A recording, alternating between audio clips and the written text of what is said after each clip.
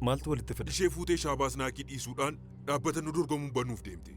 Akkasumas mata jabeetti ishee goote. Maamila Shaabaas Naaqii guddicha kan ta'e Jangil Horsileesii nurraa fudhatte. Kun baay'ee nama aarsa. Utuu kun hin taane ta'ee salphaatti kaffalla ture. Garuu rakkoon kee miira kee qofaan yaaduu keeti. Haadha manaa obboleessaa du'ee fuudhuun akka danda'amu dhageessee fuute. Fagaazilee fuudhuufis baay'ee ariifatte. Ati sana barbaadda turte Kubeekoo. Nama akka bufaa maatii keenyatti dabalte kun immoo nama aarsa. Afachume. Abba sammuun kee akkamitti akka yaadu sirriittan si hubadha. Jalqaba irratti kan utuu naan hin mari'atiin walii galtee liqii kuweezii waliin godhisidha. Lammaffaa irratti immoo sababa Faakaazilee fuudheef callistee na kumachaa jirta. Gidduu kana immoo akkam Faakaazilee ulfeessuuf na gaafachaa jirta. Amma immoo faallaa haasofta. Afachu maal irraa barbaaddaati? Misheen gunatti maal barbaadda? Ofii kee barbaaddeen tana sana. Natti maaloo amma maal akkasiif godhu barbaadda? Sababni isaas lakki. Ofii kee furmaatatti godhi. Ani deemaan jira. Kubeekoo. Na waamin. Kun egaa jireenya kee. Numii yaalaa jiru. Yaa dukkana na keessaa. Yaa diina koo narraa godaani. Narraa ba'e Misheengu. Meera narraa ba'e.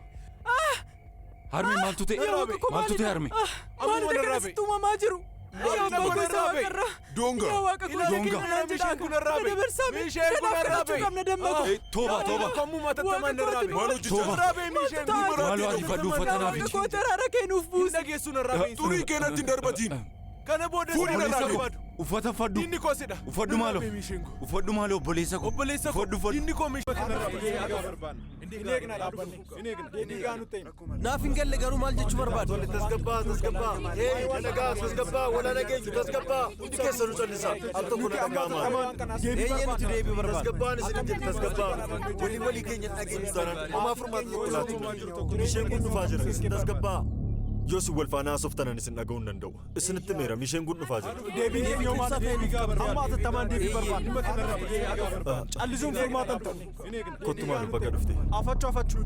Maal jechuudha? Deebii nuuf haa kennan. Maal walaa dhaggeeffannu. Yeroo ammaa kana dhaabbanni keenya haala gaariirra jiru. Garuu immoo abukaatoon keenya sirriitti irratti hojjechaa.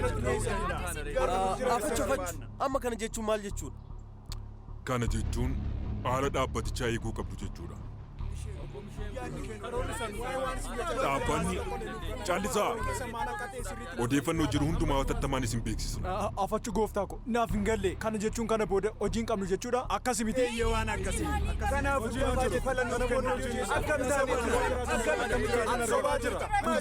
Yaadamani. Argamu. Tasuma sobaa jira. Utuu deebiin akkasuma asii jira. Dhagaa. Ani dudduuba naanna'ee waa odeessuun barbaadu. Kanaaf ifattiin isinitti dubbadha. Amma gara mana keessanitti galtanii eeguu qabdu. Dhaabbanni kun al tokko callisaa na dhaga'ama.